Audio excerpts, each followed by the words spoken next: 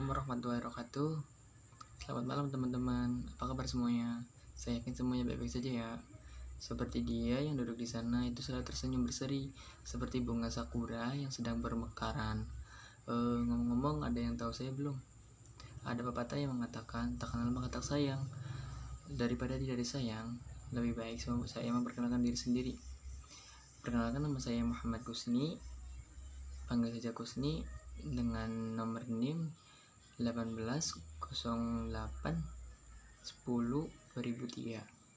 Saya dari jurusan Pendidikan Bahasa Arab. Di sini saya akan menjelaskan tentang makalah yang berjudul Bahasa Ibu, Bahasa Kedua, Bahasa Nasional, dan Bahasa Asing, yaitu dengan mata kuliah pengantar pembelajaran bahasa asing dengan dosen Bapak Hasan Syaifullah MAG. Lanjut ke materinya saja ya. Di sini ada bab 1, yaitu pendahuluan latar belakang. Fitrah manusia sebagai ciptaan Tuhan adalah hidup dalam satu kelompok yang beragam. Keanekaragaman dapat berupa bahasa, warna kulit, rambut, bentuk mata, kecerdasan, dan lain-lain. Keanekaragaman itulah yang menjadikan manusia dapat saling mengenal satu sama lain. Alat penghubung atau antara manusia yang satu dengan lain dalam interaksi adalah dengan satu bahasa. Bahasa merupakan alat komunikasi yang dapat digunakan untuk menyampaikan keinginan, maksud, pikiran, dan dari individu satu sama lain. Komunikasi akan lebih mudah, lancar apabila bahasa yang digunakan antara penutur dan mitra tutur memiliki banyak kesamaan atau dapat dikatakan dalam bahasa yang sama, yaitu jenis bahasa. Langsung ke pembahasan aja ya. Jenis bahasa berdasarkan sikap politik dan tahap pemerolehan. 1. Bahasa berdasarkan tahap pemerolehan. Berdasarkan tahap pemerolehan, bahasa dapat dibedakan menjadi 3, yaitu bahasa ibu, bahasa yang pertama, bahasa kedua, ketiga, dan seterusnya, dan bahasa asing. Yang pertama, bahasa ibu. Bahasa ibu merupakan padanan untuk istilah Inggris native language. Ya, seperti itu, yaitu satu sistem linguistik yang pertama kali dipelajari secara ilmiah dari ibu atau keluarga oleh anak. Sebagai contoh, bahasa ibu penduduk asli penduduk di lereng Gunung Merapi adalah bahasa Jawa, dan bahasa itu ibu penduduk asli itu tepi danau Batur adalah bahasa Bali. Bahasa ibu tidak mengacu pada bahasa yang dikuasai dan digunakan oleh ibu atau biasa disebut bahasa sang ibu, melainkan mengacu pada bahasa yang dipelajari seorang anak dalam keluarganya. Sekarang ini di kota-kota besar seperti Surabaya, Yogyakarta, Semarang, dan lain-lain banyak terjadi orang tua menggunakan bahasa daerah saat berkomunikasi berdua, namun menggunakan bahasa Indonesia ketika berkomunikasi dengan orang lain. Dengan anak mereka. Hal ini bisa dikatakan bahasa ibu si anak adalah bahasa Indonesia, sebab bahasa itulah yang dipelajari anak dari keluarganya. Gitu. Bahasa ibu bisa disebut bahasa pertama karena bahasa inilah yang pertama dipelajari anak. Kalau kemudian si anak mempelajari bahasa yang lain bukan bahasa ibunya, maka bahasa lain yang dipelajarinya itu disebut bahasa kedua, sedangkan bahasa lain lagi yang mungkin dipelajari anak setelah itu disebut bahasa ketiga, keempat, dan seterusnya. Pada penjelasan di atas telah disebutkan bahwa bahasa itu tidak mengacu pada bahasa yang dikuasai dan digunakan oleh seorang ibu, bahasa sang ibu. Maka untuk menghindari kesalahan istilah, perlu membedakan istilah antara bahasa ibu dengan bahasa sang ibu. Bila bahasa ibu adalah bahasa yang dipelajari anak maka bahasa sang ibu adalah bahasa yang dipakai oleh orang dewasa pada waktu berbicara dengan anak yang sedang dalam proses memperoleh bahasa ibunya. Istilah ini dipakai sebagai padanan istilah Inggris moderate partes atau third direct speech. Yang kedua, bahasa kedua.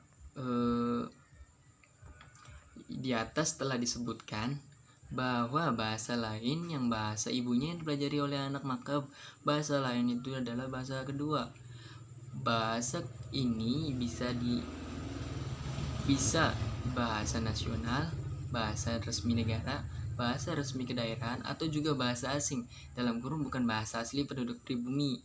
Sebagai contoh, seorang anak yang tinggal di Yogyakarta mempelajari bahasa Jawa sebagai bahasa pertama yang diajarkan orang tuanya. Kemudian saat memasuki bangku sekolah atau tersebut mendapat pengajaran bahasa Indonesia di sekolah, maka dalam hal ini bahasa Indonesia dapat dikatakan sebagai bahasa yang kedua si anak.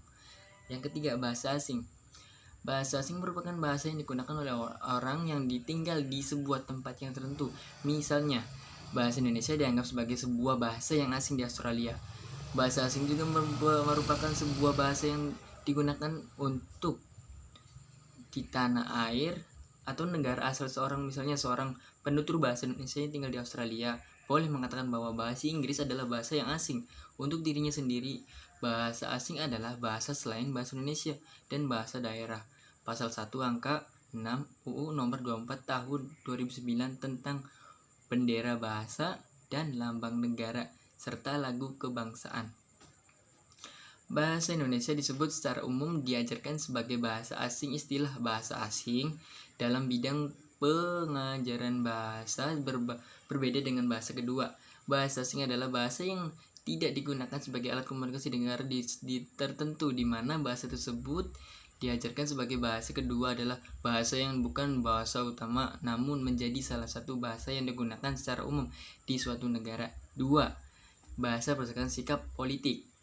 Berdasarkan sikap politik atau sosial politik, bahasa dapat dibedakan menjadi 4, yaitu bahasa nasional, bahasa resmi, dan bahasa persatuan.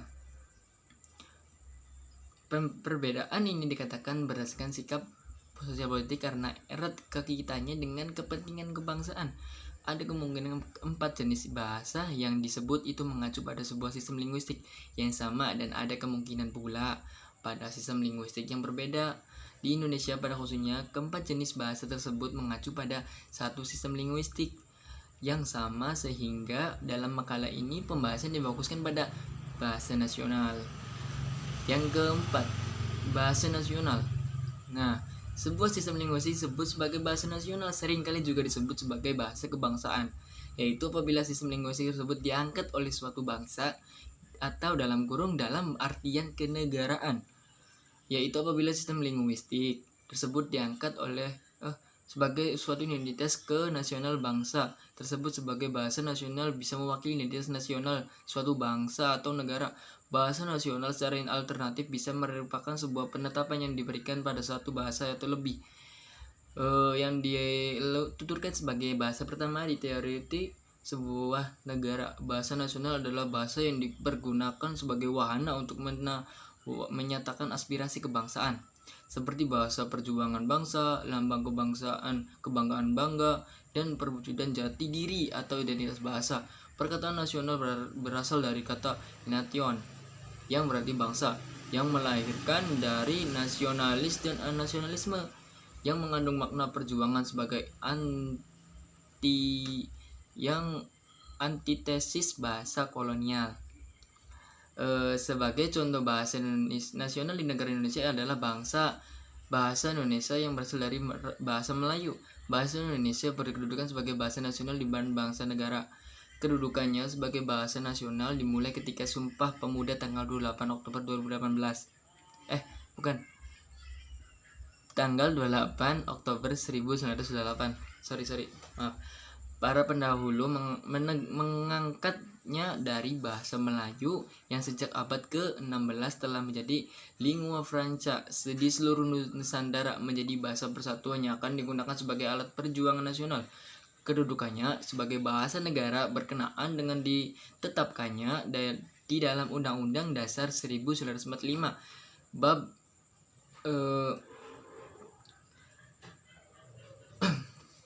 27 pasal 36 yang menyatakan bahwa bahasa negara adalah bahasa Indonesia sebagai bahasa nasional. Bahasa Indonesia menjalankan tugas sebagai satu, yang pertama, lambang kebanggaan nasional; 2, lambang identitas nasional; 3, sarana penyatuan bangsa; dan 4, dan sarana perhubungan antara budaya dan daerah. Oke, teman-teman, itulah penjelasan dari saya. tentang bahasa ibu, bahasa kedua, bahasa nasional, dan bahasa asing.